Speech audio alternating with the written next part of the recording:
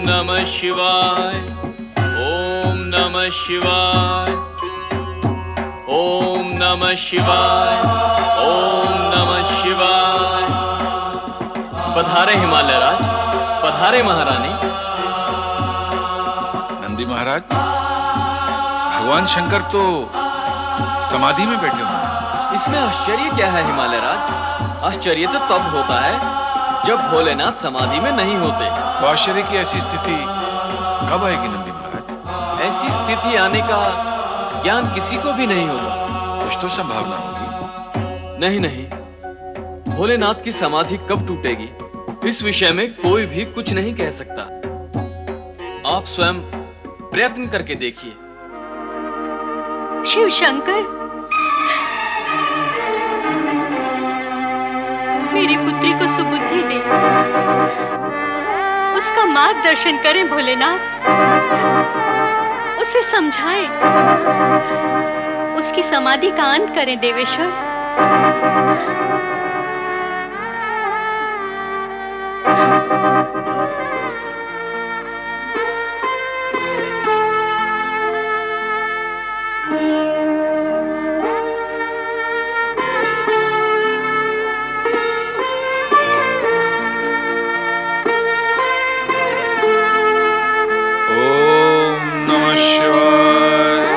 महारानी मैना शिवजी से पुत्री पार्वती को मार्गदर्शन देने और उसकी समाधि का अंत करने की प्रार्थना तो कर गई, परंतु समाधिस्थ शिवजी ने उसका कोई उत्तर नहीं दिया, क्योंकि उन्हें यह भली भांति ज्ञात था कि पार्वती अपनी तपस्या कदापि नहीं छोड़ेगी।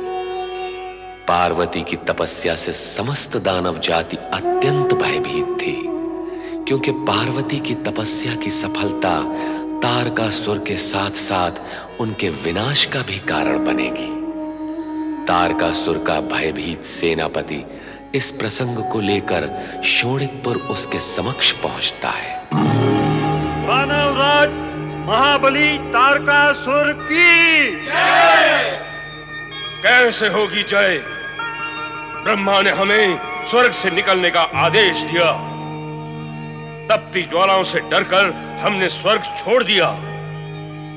अब जब तक पुनः हम स्वर्ग प्राप्त कर तीनों लोकों पर विजय प्राप्त नहीं कर लेते, तब तक इस घोरी और व्यर्थ की जय से क्या लाभ? स्वर्ग का स्वप्न तो अब समाप्त हो गया दानवराज। क्यों हमारी निराशा को बढ़ा रहे हो सेनापति? जो देखा और जो सुना है वही कह रहा हूँ स्वामी। हिमालय पुत्री पार्वती की तपस्या इतनी उग्र हो चुकी है कि भोलेनाथ शिव उनसे प्रसन्न होकर उनसे विवाह की स्वीकृति कभी भी दे सकते हैं। नहीं, ऐसा नहीं होगा, ऐसा कभी नहीं होगा। मैं ऐसा होने ही नहीं दूंगा। यदि शिव पार्वती विवाह हुआ तो मेरा काल शिवपुत्र उत्पन्न हो सकता है। मैं शिव पार्वती मिलन नहीं होने दूंगा, नहीं होने दूंगा। तुम जाओ, पार्वती को तपस्थली से उठाकर उसे समाप्त कर दो।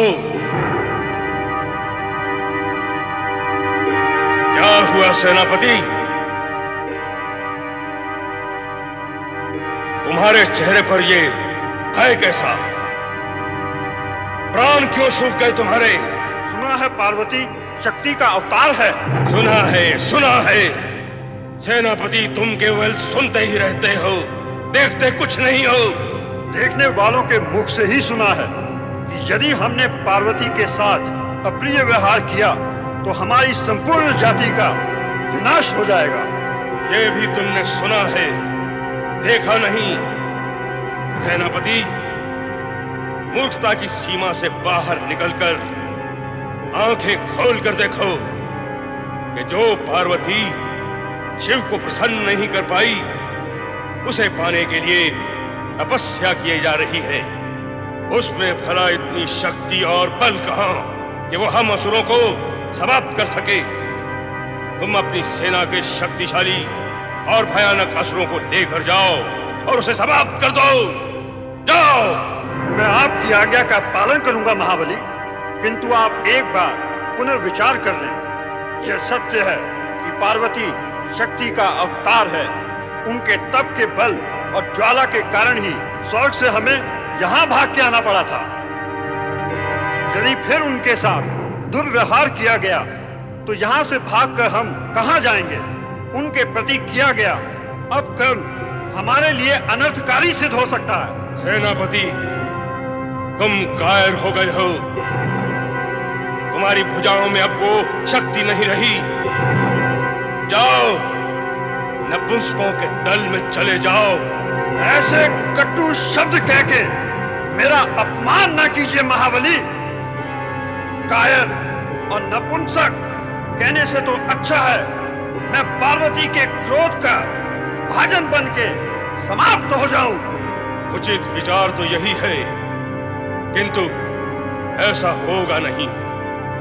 तुम अपने पराक्रमी सैनिकों को लेकर जाओ और समाप्त कर दो पार्वती को। न रहेगी पार्वती और न उत्पन्न होगा शिवपुत्र।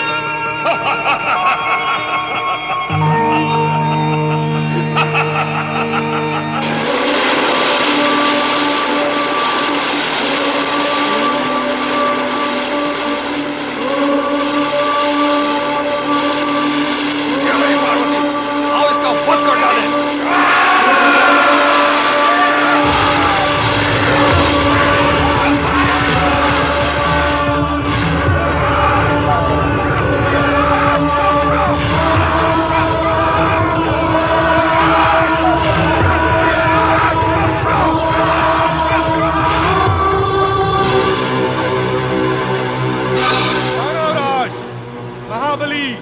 तारकासुर की जय।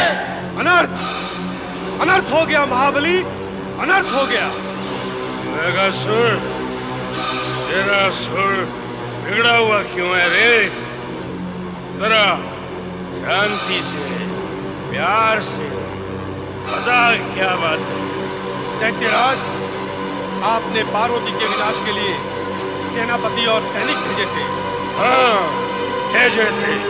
तो अब वे वापस नहीं आएंगे। क्या?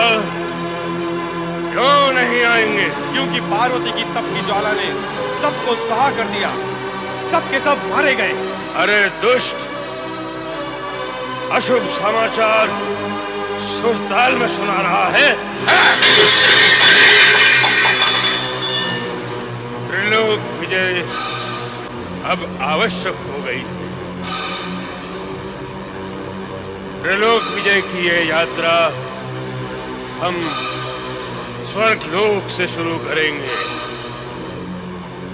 पहले स्वर्गलोक, फिर अन्य लोक।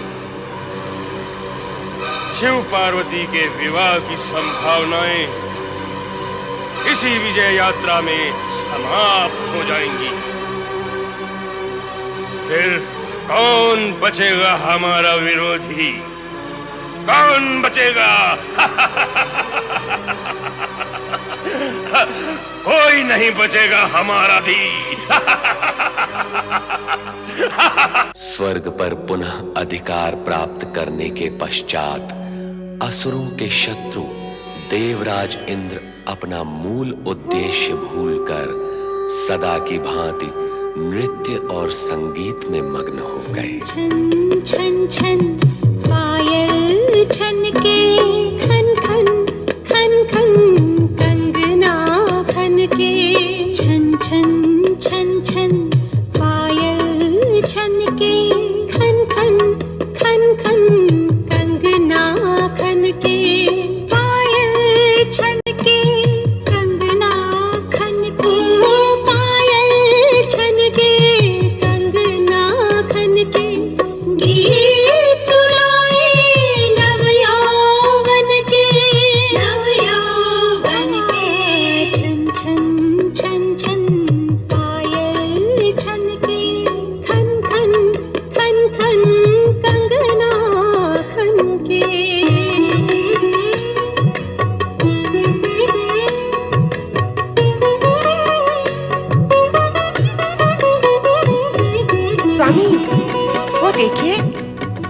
आकर लौटे जा रहे हैं।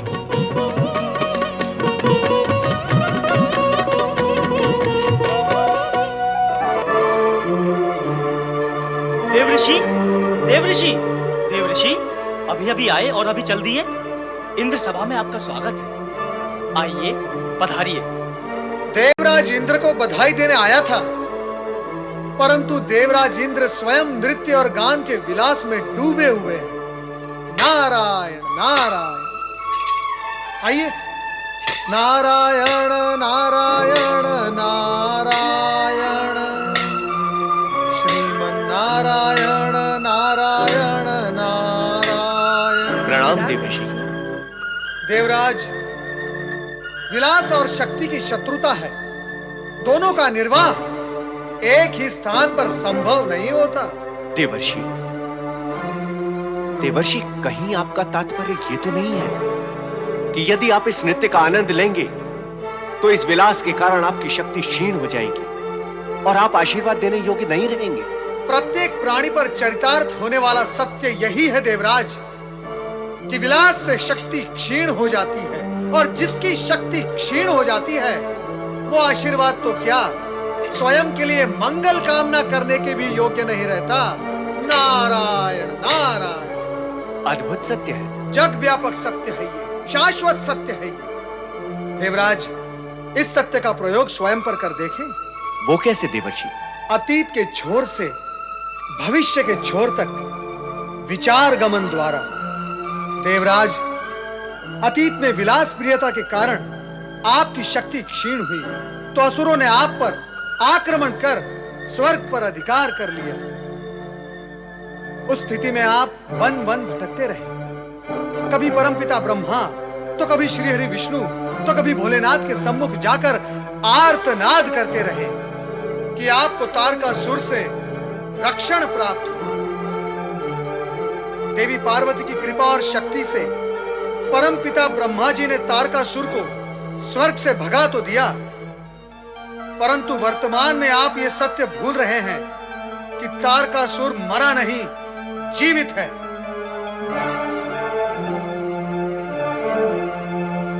आपकी विलास प्रियता उसे अधिक जीवित और अधिक बलवान बनाएगी, और तब वो पुनः स्वर्ग पर आक्रमण करेगा, आपको पराजित कर विजय प्राप्त करेगा, और भविष्य में पुनः स्वर्ग का अधिपति बन बैठेगा। नहीं देवर्षि, नहीं। आप तो हमारे हितैषी हैं, फिर ऐसी अशुभ कामना क्यों कर रहे हैं? ये अशुभ कामना नहीं है देवराज, मैंने आपकी सावधानी के लिए सत्य को साकार करने का मात्र प्रयास किया है। ये आप भी करें तो आपको लाभ होगा। नारायण नारायण। मैं कैसे करूं? दूरदर्शिता का आंचल पकड़ लेंगे तो कर सकेंगे। चलो आरंभ मैं किए देता हूं, आगे की दौड़ आप स्वयं लगा लेना। नारायण नारायण। सर्वप्रथम आप ये स्वीकार कर लें कि आप पुनः स्वर्ग के अधिपति बन गए हैं। हम ही क्या, सारा जग जानता है। नारायण नारायण। देवराज, सारा जगत ये भी जानता है कि तारकासुर जीवित है, और स्वर्ग का स्वामी बनने की महत्वाकांक्षा उसे स्वर्ग की दिशा दिखाएगी। देवराज, आप और मैं ये भी जानते हैं कि तारकासुर का वध करने वाला अभी तक उत्पन्न नहीं हुआ, और तब तक असुरराज तारकासुर किसी भी समय। नहीं देवर्षि, नहीं, अब बस करें। बस तो देवराज इंद्र को करना है देवी सची। ये भली भांति जानते हैं कि तारकासुर का वध केवल शिवपुत्र ही कर सकता है। अब हम और कष्ट नहीं सहन कर सकते देवर्षि। स्वर्ग से बाहर हमने बहुत यातनाएं सही हैं, इसीलिए अब तो तारकासुर का वध अवश्य होगा। देवराज इंद्र से पहले पूछ तो ले कि कब और कैसे होगा। नारायण नारायण। होगा तो शिवपुत्र के द्वारा ही, किंतु शिव पार्वती विवाह होगा, तभी शिवपुत्र की उत्पत्ति होगी। शिव पार्वती विवाह कब होगा अग्निदेव? जब भगवान शिव विवाह की स्वीकृति दे देंगे। मूल प्रश्न अभी भी अनुत्तरित है वरुणदेव। भगवान शिव विवाह की स्वीकृति कब देंगे? देवर्षि, अब आप ही हमारा मार्गदर्शन करें। हमें बताएं कि हमें क्या करना है। देवराज, आपको दूरदर्शी और शक्तिशाली बनना चाहिए। विलासता को त्याग कर पुरुषार्थी बनना चाहिए और भगवान शिव के पास जाकर आप ये विनती करें कि वे पार्वती का तप सफल करें और विवाह की स्वीकृति दें। देवर्षि, हम इसी समय आपके नेतृत्व में भगवान शिव के पास चलते हैं। अवश्य चलें। हर हर हर महादेव, हर हर हर महादेव, हर हर हर महादेव, हर हर हर महादेव। भोलेनाथ का स्थान तो रिक्त है, अब क्या होगा? कहाँ जा सकते हैं? चलो नंदी से पूछते हैं। नारायण नारायण नारायण, नारायण नारायण नारायण।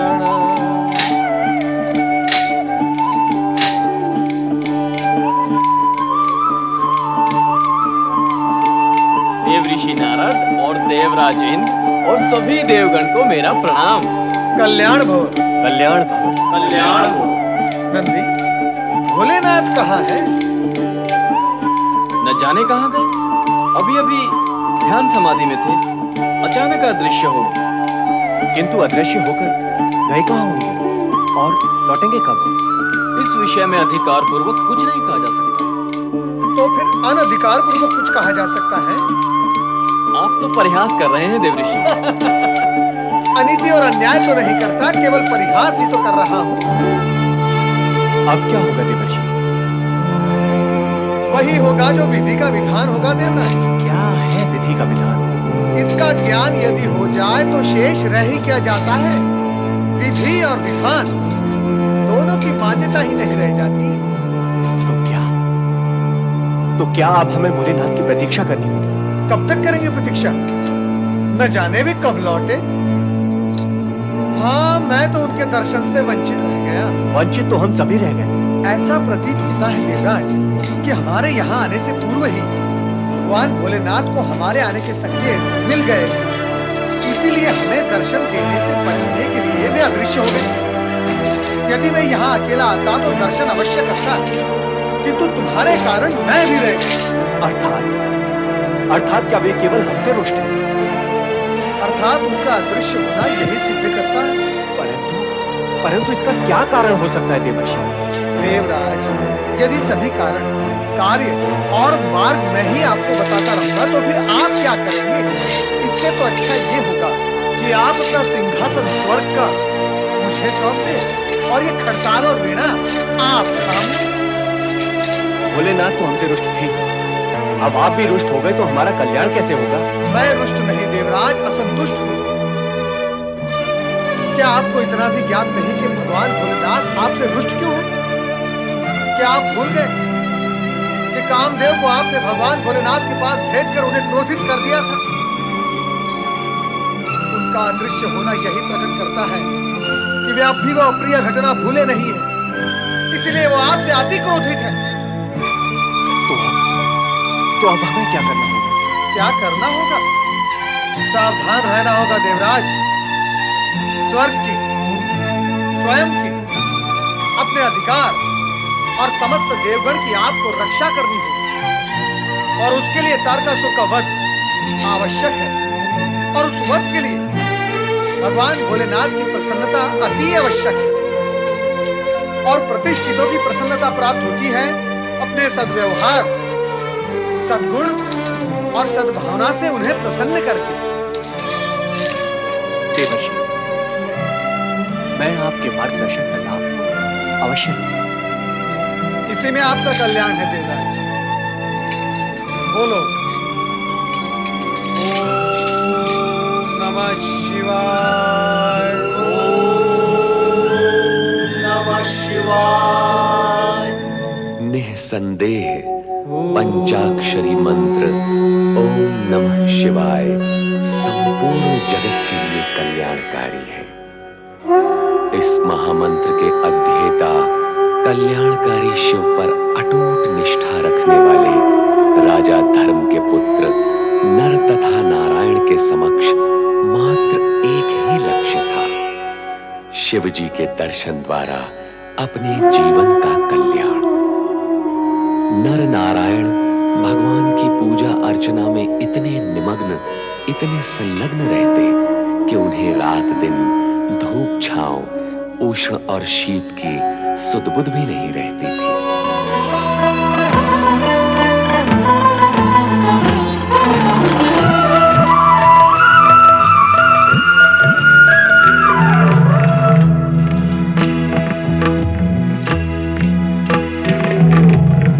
हर एक पल चिन्ह सांझ सकारे, आती जाती श्वास पुकारे।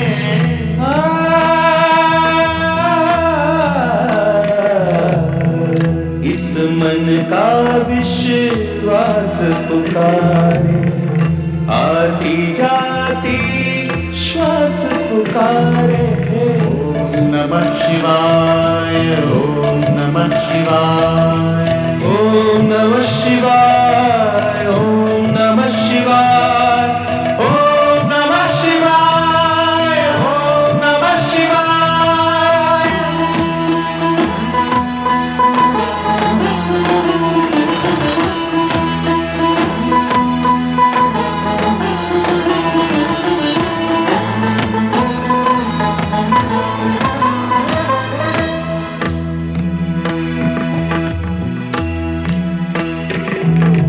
पंचाक्षरी मंत्र ये पावन, निर्जन को कर देता मधुबन। पंचाक्षरी मंत्र ये पावन, निर्जन को कर देता मधुबन।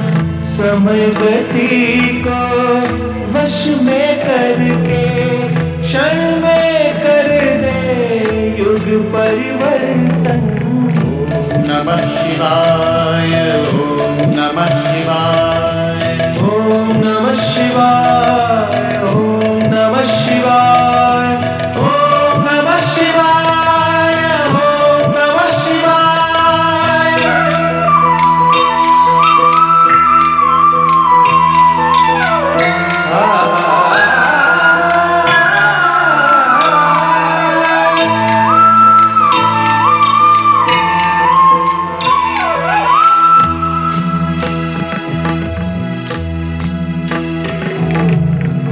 यही शिव दर्श कराए, शोक ताप संताप मिटाए। मंत्र यही शिव दर्श कराए, शोक ताप संताप मिटाए। तीन लोक के किसी भी जन से इसकी महिमा कही न जाए। ओम नमः शिवाय, ओम नमः शिवाय, ओम नमः शिवाय, ओम नमः शिवाय, ओम नमः शिवाय, ओम नमः शिवाय।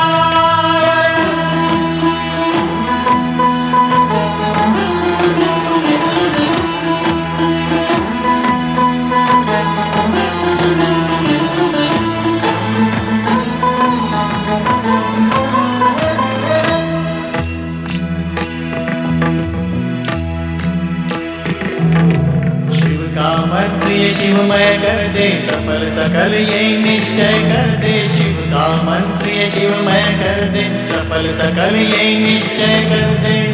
मुक्ति देती इसकी शक्ति, हर एक भय से निर्भय कर दे। ओम नमः शिवाय, ओम नमः शिवाय, ओम नमः शिवाय, ओम नमः शिवाय, ओम नमः शिवाय, ओम नमः शिवाय, ओम नमः शिवाय।